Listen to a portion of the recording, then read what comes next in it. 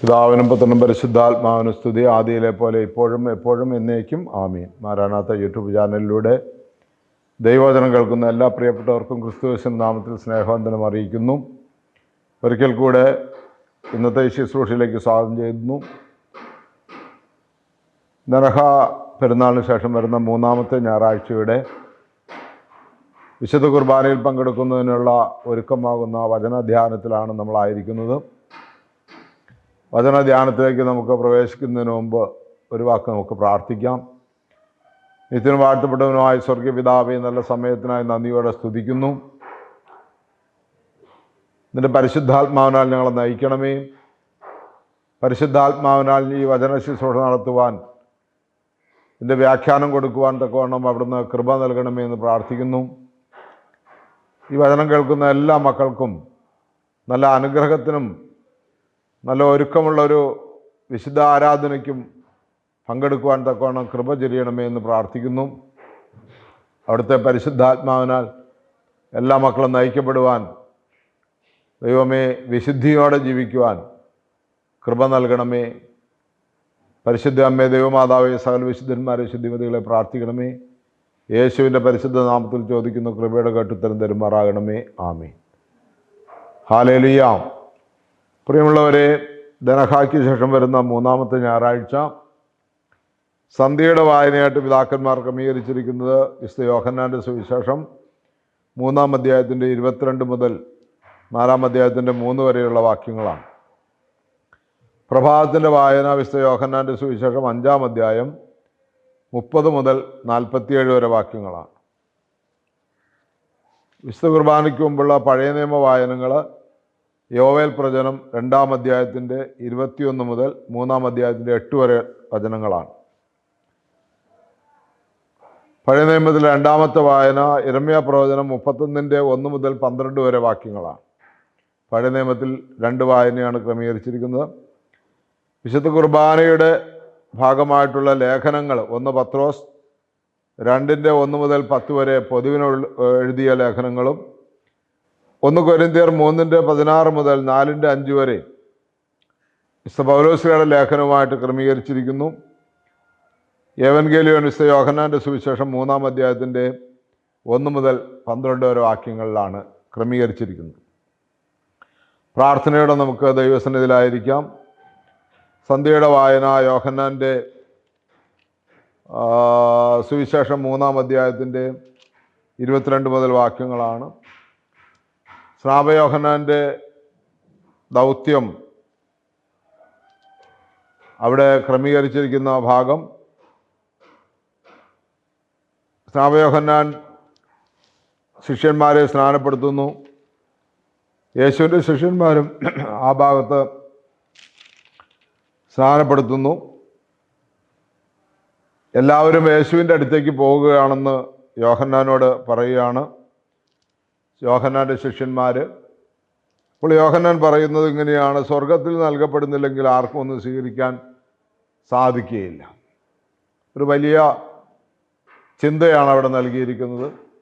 യോഹന്നാൻ്റെ അടുത്ത് സ്നാനപ്പെട്ടുകൊണ്ടിരുന്ന, അല്ലെങ്കിൽ യോഹന്നാൻ്റെ അടുത്ത് വന്നിരുന്ന ആളുകളെല്ലാം യേശുവിൻ്റെ അടുക്കിലേക്ക് പോകുന്നത് കേട്ടപ്പോൾ യോഹന്നാൻ്റെ ശിഷ്യന്മാർ ആ കാര്യം യോഹന്നാനെ അറിയിക്കുമ്പോൾ യോഹന്നാൻ വളരെ സന്തോഷത്തോടെ പറയുകയാണ്, ദൈവത്തിൽ നിന്ന് അല്ലെങ്കിൽ സ്വർഗത്തിൽ നിന്ന് നൽകപ്പെടുന്നില്ലെങ്കിൽ ആർക്കും ഒന്നും സ്വീകരിക്കാൻ സാധിക്കുകയില്ല. അപ്പോൾ ദൈവികമായിട്ടുള്ള പദ്ധതികളും മറ്റുള്ളവരുടെ നന്മകളും നമുക്ക് മനസ്സിലാക്കണമെങ്കിൽ സ്വർഗത്തിൽ നിന്ന് വരം ലഭിക്കണമെന്ന് യോഹന്നാൻ പറയുകയാണ്.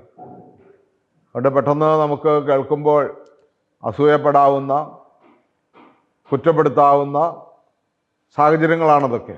നമ്മളൊക്കെയാണ് കേൾക്കുന്നതെങ്കിൽ ഒരുപക്ഷെ ദൈവകൃപയാൽ നമുക്ക് നന്മ കണ്ടെത്താൻ കഴിയുമായിരിക്കും. ഇല്ലെങ്കിൽ നമ്മൾ സാധാ പെട്ടെന്ന് ചിന്തിച്ചു പോകുന്നത് മറ്റുള്ളവരുടെ കുറവുകളാണ്, അതിലേക്ക് എന്തെങ്കിലും പരദൂഷണമായിരിക്കും പറയുന്നത് എന്ന് ചിന്തിക്കുക. ഇവിടെ യോഹന്നാൻ യേശുവിൻ്റെ നന്മ കാണുകയും യേശുവിൻ്റെ അടുക്കിലേക്കാണ് ജനം പോകേണ്ടത്, അത് സ്വർഗത്തിൽ നിന്ന് വരം ലഭിച്ചത് കൊണ്ടാണ് അങ്ങനെ പോകുന്നത് എന്ന് ഏറ്റുപറയുകയാണ്. അപ്പോൾ യോഹന്നാൻ പറഞ്ഞ ക്രിസ്തു അല്ല, പ്രത്യുത അവന് മുമ്പേ അയക്കപ്പെട്ടവനാണ് എന്ന് പറഞ്ഞതിന് നിങ്ങൾ തന്നെ സാക്ഷികളാണ്. ആ ഭാഗങ്ങളൊക്കെയാണ് നമ്മൾ വായിച്ചു കേൾക്കുന്നത്. അതുകൊണ്ട് പ്രിയമുള്ളവരെ, ഉന്നതത്തിൽ വരുന്നവരെല്ലാവർക്കും ഉപരിയാണെന്ന് പറഞ്ഞ ആ ഭാഗം അവിടെ നമുക്ക് അവസാനിപ്പിക്കാം. നമുക്ക് ഈ ഒറ്റ ചിന്ത അതിൽ നിന്ന് എടുക്കാം.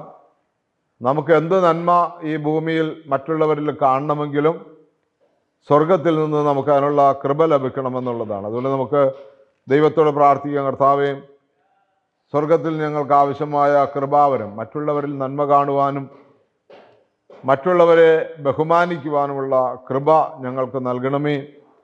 പ്രത്യേകിച്ച് യേശു ക്രിസ്തുവിനെ രക്ഷകനും നാഥനുമായി സ്വീകരിക്കുവാൻ, യേശു എൻ്റെ രക്ഷകനാണ്, യേശു ലോകരക്ഷകനാണ്, യേശു ഏകരക്ഷകനാണെന്ന് ഏറ്റുപറയുവാൻ നിൻ്റെ കൃപ ഞങ്ങളിൽ വർഷിക്കണമേ എന്ന് പ്രാർത്ഥിക്കാം. വീണ്ടും നമ്മൾ പ്രഭാതത്തിൻ്റെ വായന യോഹന്നാൻ്റെ സുവിശേഷം 5-ാം അധ്യായത്തിൻ്റെ 30 മുതൽ വാക്യങ്ങളാണ്. അവിടെ യേശുവിൻ്റെ സാക്ഷ്യമാണ്. യേശു അവിടെ പറയുന്നത് 30-ാമത്തെ വാക്യത്തിൽ പറയുന്നത്, സ്വമേധയാ ഒന്നും ചെയ്യാൻ എനിക്ക് സാധിക്കുകയില്ല, ഞാൻ ശ്രമിക്കുന്നത് പോലെ ഞാൻ വിധിക്കുന്നു, എൻ്റെ വിധി നീതിപൂർവകമാണ്, കാരണം എൻ്റെ ഇഷ്ടമല്ല എന്നെ അയച്ചവൻ്റെ ഇഷ്ടമാണ് ഞാൻ അന്വേഷിക്കുന്നത്.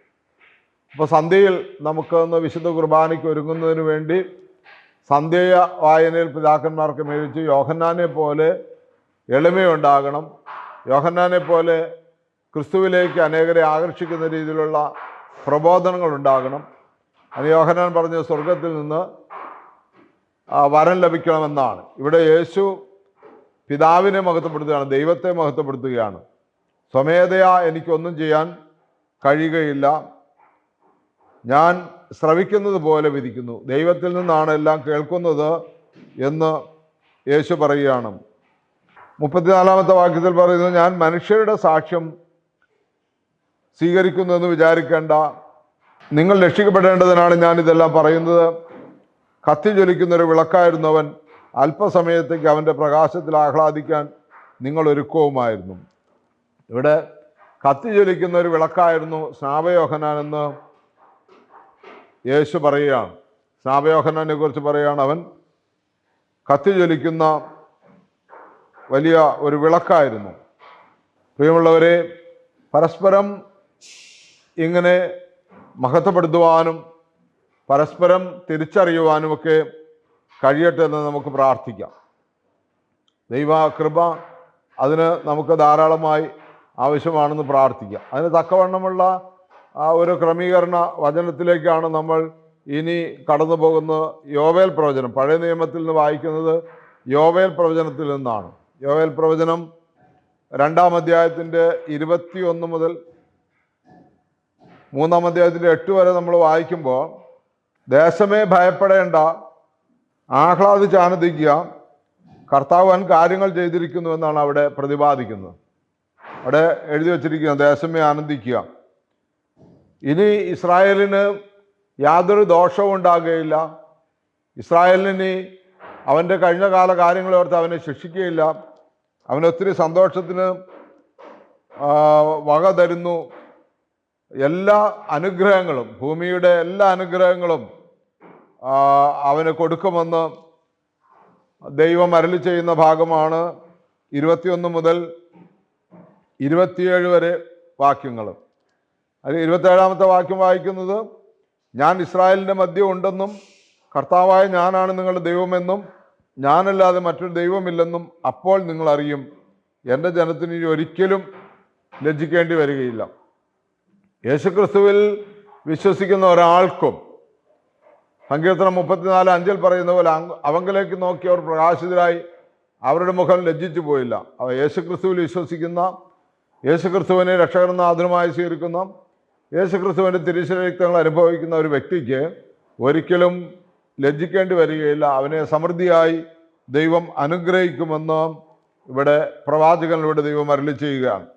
മാത്രമല്ല, അതിൻ്റെ 28 മുതൽ വാക്യങ്ങൾ നമ്മൾ വായിക്കുമ്പോൾ, എല്ലാ മനുഷ്യർക്കും ദൈവം പരിശുദ്ധാത്മാവിനെ വാഗ്ദാനം ചെയ്യുന്നു. ആ നാളുകളിൽ എൻ്റെ ദാസന്മാരുടെയും ദാസിമാരുടെയും മേൽ എൻ്റെ ആത്മാവിനെ ഞാൻ വർഷിക്കും. അന്ന് ഇങ്ങനെ സംഭവിക്കും, എല്ലാവരുടെയും മേൽ എൻ്റെ ആത്മാവിനെ ഞാൻ വർഷിക്കും, നിങ്ങളുടെ പുത്രന്മാരും പുത്രിമാരും പ്രവചിക്കും, നിങ്ങളുടെ വൃദ്ധന്മാർ സ്വപ്നങ്ങൾ കാണും, യുവാക്കൾക്ക് ദർശനങ്ങളുണ്ടാകും. എന്ന് പറഞ്ഞാൽ യേശുക്രിസ്തുവിനോട് അന്ത്യകാലത്ത് എല്ലാ ജഡത്തിന്മേലും ആത്മാവിനെ വർഷിക്കും. നമ്മളത് കണ്ടു കഴിഞ്ഞതാണ്. നമ്മൾ പെന്തക്കോസ്ത നാളിൽ എല്ലാവരും പരിശുദ്ധാത്മാവിനാൽ നിറഞ്ഞു പലവിധ ഭാഷകളിൽ സംസാരിച്ചതൊക്കെ നമ്മൾക്ക് വ്യക്തമായിട്ട് അറിയാവുന്ന കാര്യമാണ്.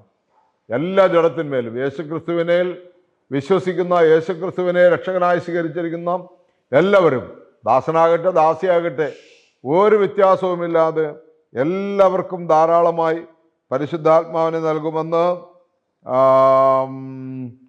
അവിടെ വ്യക്തമായിട്ട് നമ്മളെ പഠിപ്പിക്കുകയാണ്. തന്നെയുമല്ല, ഇത് മനസ്സിലാകാതെ ദൈവജനത്തെ പീഡിപ്പിക്കുകയോ ദൈവത്തെ ധിക്കരിക്കുകയോ ചെയ്യുന്ന എല്ലാവർക്കും വിധിയുണ്ടാകും, അവരെ ദൈവം ശിക്ഷിക്കുമെന്നും കൂടി അവിടെ രേഖപ്പെടുത്തിയിരിക്കുകയാണ്. അപ്പോൾ നമുക്ക് പ്രത്യാശയുടെ വചനമാണ് യോവേൽ പ്രവചനത്തിലൂടെ തരുന്നത്. എല്ലാവർക്കും എന്താ പറയുന്നത്, അതിയായ അനുഗ്രഹം, എല്ലാവർക്കും ഏറ്റവും ആനന്ദകരപ്രദമായ ജീവിതം നയിക്കുവാൻ കൃപ നൽകുമെന്നാണ് രേഖപ്പെടുത്തിയിരിക്കുന്നത്. നമുക്ക് കൃപയ്ക്കായി പ്രാർത്ഥിക്കാം. ഒപ്പം തന്നെ യിരെമ്യാ പ്രവചനം 31:1 മുതൽ 12 വരെ നമ്മൾ വായിക്കുമ്പോഴും അതേപോലെ തന്നെയാണ് അവിടെ എഴുതിയിരിക്കുന്നത്. ഇസ്രായേലിന് തിരിച്ചുവരവെന്നാണ് അവിടെ പറയുന്നത്. ഇസ്രായേലിനി ഒരിക്കലും ദൈവത്തിൽ നിന്ന് മടങ്ങിപ്പോകുകയില്ല, ദൈവത്തിൻ്റെ അടുത്തേക്ക് തിരിച്ചു വരുമെന്നാണ്. അതിൻ്റെ 7-ാമത്തെ വാക്യം 31:1 മുതൽ 12 വരെ വാക്യങ്ങളാണ് വായിക്കുന്നത്. അതിൽ 7-ാമത്തെ വാക്യം പറയുന്നത്, കർത്താവ് അരുളി ചെയ്യുന്നു, യാക്കോബിനെ പ്രതി സന്തോഷിച്ച് ആനന്ദിക്കുവിൻ. 4-ാമത്തെ വാക്യം പറയുന്നു, കന്യകയായ ഇസ്രായേലേ, നിന്നെ ഞാൻ വീണ്ടും പണിതുയർത്തും, നീ വീണ്ടും തപ്പുകളെടുത്ത് നർത്തകരുടെ നിരയിലേക്ക് നീങ്ങും. കന്യകയായ ഇസ്രായേലേ എന്നാണ് വിളിക്കുന്നത്. എന്ന് പറഞ്ഞാൽ യാതൊരു മ്ലേച്ഛതയും ഇല്ലാത്ത, യാതൊരു അശുദ്ധിയും ഇല്ലാത്ത രീതിയിൽ ആയിരിക്കുന്ന അനുഭവത്തെ ആണ് കർത്താവ് അവിടെ സൂചിപ്പിക്കുന്നത്. നീ മുന്തിരിത്തോട്ടങ്ങൾ നട്ടുപിടിപ്പിക്കും, കൃഷിക്കാർ കൃഷി ചെയ്ത് ഫലം അനുഭവിക്കും. എഴുന്നേൽക്കുക, സിയോനിലേക്ക്, നമ്മുടെ ദൈവമായ കർത്താവിൻ്റെ അടുക്കിലേക്ക് നമുക്ക് പോകാം.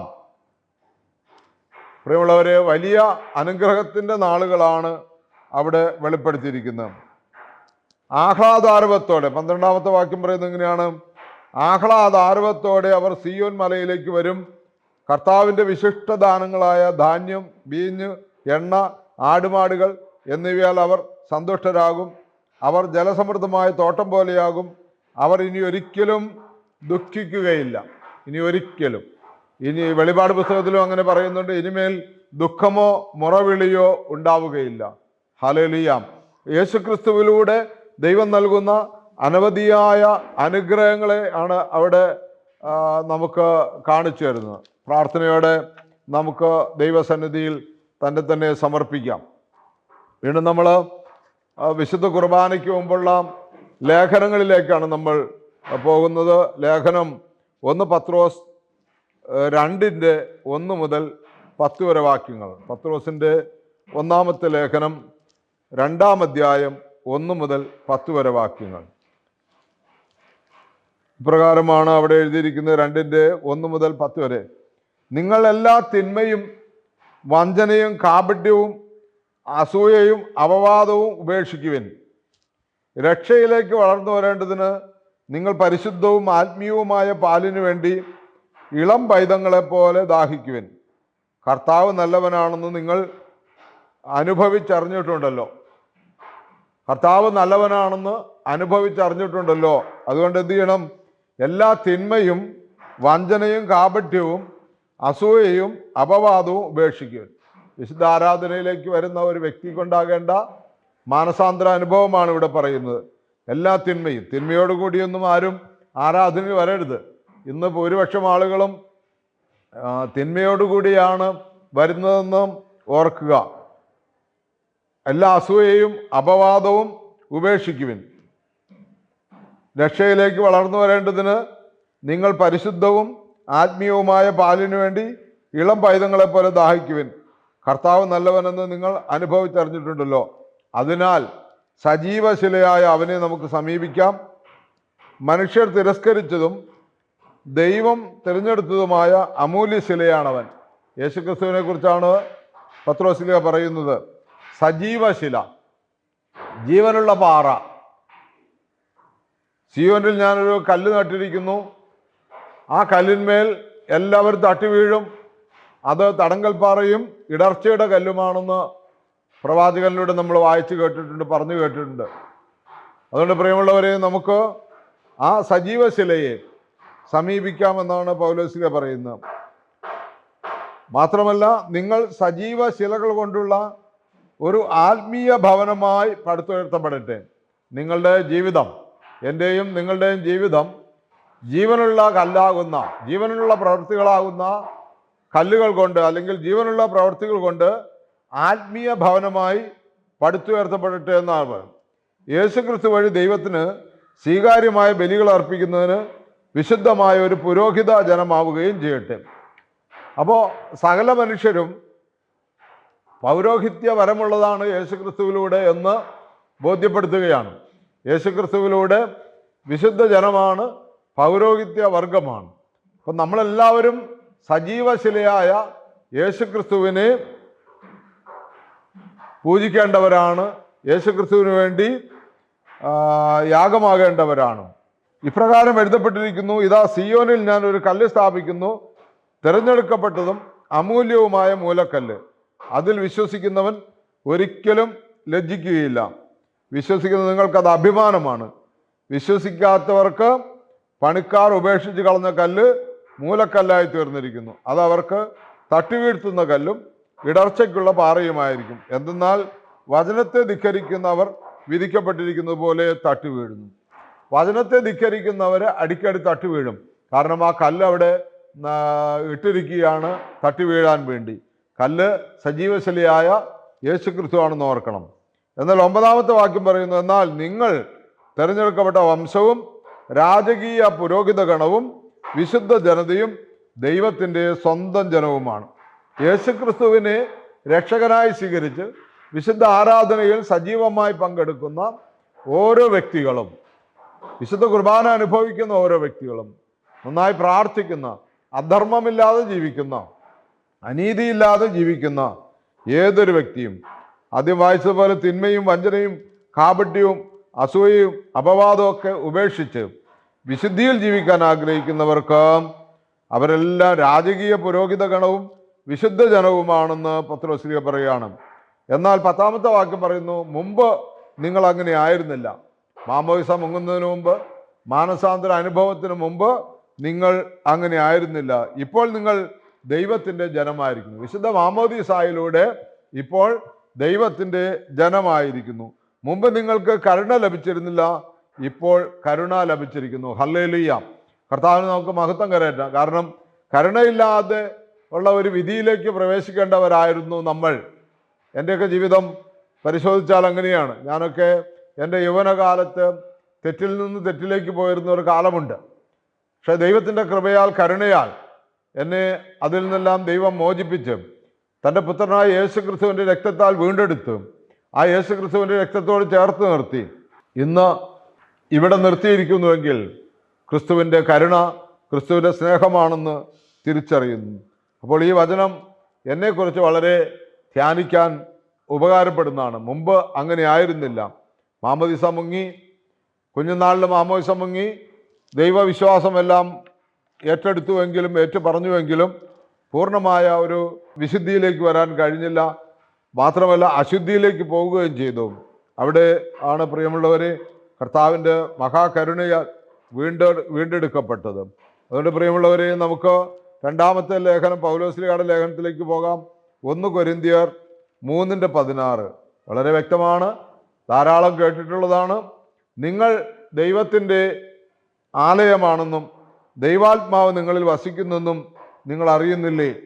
ദൈവത്തിൻ്റെ ആലയം നശിപ്പിക്കുന്നവനെ ദൈവവും നശിപ്പിക്കും. എന്തെന്നാൽ ദൈവത്തിൻ്റെ ആലയം പരിശുദ്ധമാണ്, ആ ആലയം നിങ്ങൾ തന്നെയാണ്. ദൈവത്തിൻ്റെ ആലയം നശിപ്പിക്കുന്നവനെ ദൈവം നശിപ്പിക്കും. ആ ആലയം നമ്മളാണെന്ന് പറയും. എന്ന് പറഞ്ഞാൽ നമ്മുടെ ശരീരത്തിൽ തിന്മ നമ്മൾ സൂക്ഷിച്ചാൽ, നമ്മുടെ ശരീരത്തെ വിശുദ്ധിയിലേക്ക് നയിക്കാതെ തിന്മ നമ്മൾ കൊണ്ടു നടന്നാൽ നമ്മൾ നശിക്കും, നമ്മളെ ദൈവം നശിപ്പിക്കും. കാരണം ദൈവാത്മാവ് വസിച്ച ശരീരമാണ്. മാമോദീസായിലൂടെ ദൈവാത്മാവ് നമ്മളിൽ വന്നതാണ്. കരിസ്മാറ്റിക് ധ്യാനങ്ങളൊക്കെ കൂടി ആ ദൈവാത്മാവിനെ നമ്മളിൽ ദൈവം ഉജ്ജ്വലിപ്പിച്ചതാണ്. ഓരോ പെന്തക്കോസ്താ പെരുന്നാളിലും പങ്കെടുക്കുമ്പോൾ പരിശുദ്ധാത്മാവിൻ്റെ കൃപാവരത്താൽ നമ്മളെ നിറച്ചതാണ്. പക്ഷേ നമ്മൾ തെറ്റിപ്പോയാൽ നമ്മളെ ദൈവം നശിപ്പിക്കുമെന്നാണ് പറയുന്നത്. അതുകൊണ്ട് ആരും ആത്മവഞ്ചന ചെയ്യാതിരിക്കട്ടെ.